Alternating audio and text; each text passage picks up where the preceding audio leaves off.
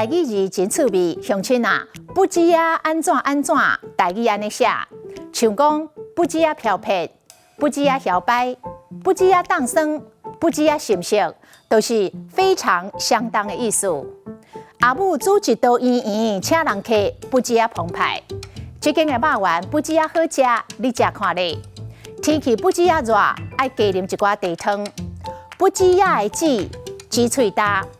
廣告推銷講，這種的飲料，煮喙焦個袂礙胃，果然袂甲嗆滾。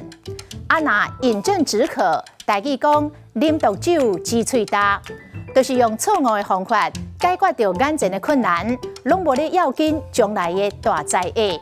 過來畫餅充飢，台語講畫餅煮雞，你安尼就是畫餅煮雞，空思妄想，對代誌完全無幫助。啊那止跌回升，台語講止落倒起。台北股市已經連續幾啊天，今仔日總算是止落倒起。今仔日的台語字不知啊，實在真趣味。